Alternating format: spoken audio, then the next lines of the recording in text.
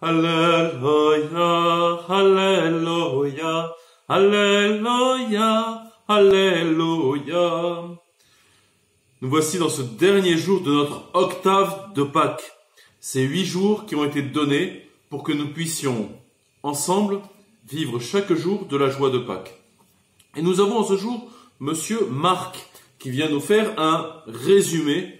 Marc, vous le savez, est un auteur qui est disciple de Pierre, qui écrit en grec, ce n'est pas sa langue d'origine, alors il choisit les manières les plus succinctes de parler. Il est un évangéliste que j'aime beaucoup. Il est celui qui est peut-être le plus facile à lire. Il se lit en 1h37, défi posé pour chacun et chacune de vous.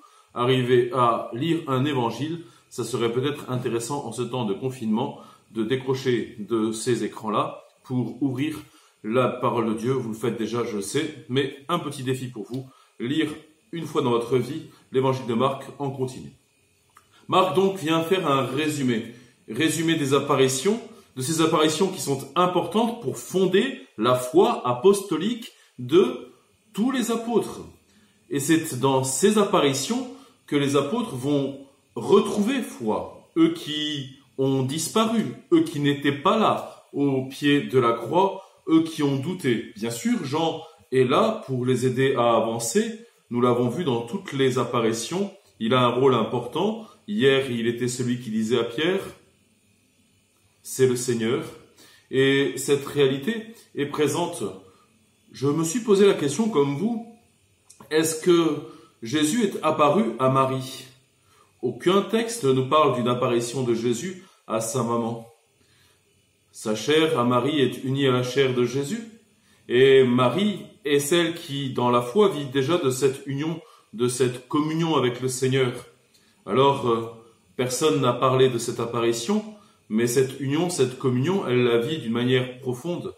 Et il n'y a pas besoin de venir parler de l'apparition de Jésus à Marie, qu'il y en ait ou qu'il n'y en ait pas, parce qu'elle vit bien plus que les saints de la 7e demeure, comme nous traduit le Carmel, qui, eux, vivent d'une union par union au Seigneur présent dans tous les tabernacles du monde et vivent ainsi d'une communion. Marie vit bien plus que les saints de la 7e demeure, qui vivent en cœur à cœur par la manière d'être unis au Christ dans l'Eucharistie. Elle est la femme eucharistique qui a donné tout son enfant, tout son fils au Seigneur.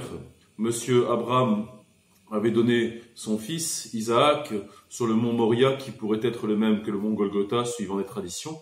Mais Marie a fait bien plus que simplement monter avec son fils au calvaire. Elle l'a totalement offert, elle a fait un acte d'abandon. 40 jours qui viennent fonder la foi apostolique, et Marie est mère de l'Église, mère de notre espérance. Et en ce samedi, comme tous les samedis, elle est celle qui nous aide à rentrer dans ce mystère de la résurrection, dans ce mystère du dimanche qui suit.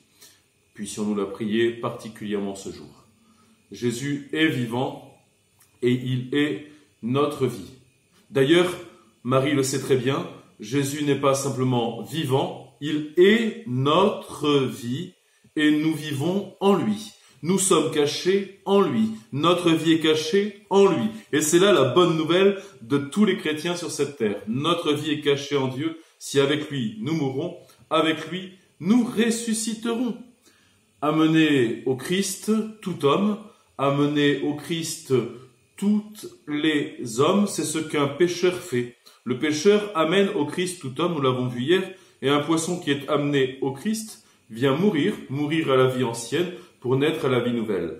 Demain, nous fêterons ce dimanche in albis, qui normalement était cette semaine, cette octave, tous les baptisés étaient habillés en blanc, et ils arrivaient avec leur aube, pour bien montrer qu'ils avaient vécu en chrétien durant la semaine, et ce dimanche in albis était là pour voir tous les baptisés revenir en aube à l'église, eux qui avaient reçu ce vêtement au jour de leur baptême dans la veillée pascale. Chacun de vous, vous avez revêtu le Christ.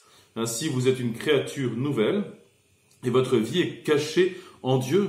Notre patrie est au ciel et nous avons quitté ce monde et qui ne nous donne pas d'espérance, quitté ce monde qui ne nous donne pas de guérison, de médicaments de salut, pour découvrir ainsi celui qui nous a fait pour lui et dans lequel nous vivons éternellement. D'ailleurs, notre cœur a été ravi par Dieu Notre cœur a été volé au ciel et nous vivons pour lui, nous vivons en lui.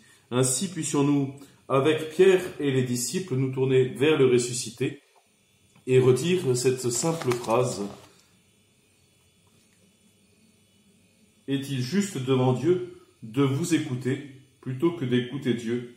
À vous de juger. Quant à nous, il nous est impossible de ne pas dire ce que nous avons vu et entendu, que tous les baptisés de cette terre entendent qu'être ressuscités, c'est annoncer l'Évangile. L'Évangile, ce n'est pas répéter des choses que l'on a entendues.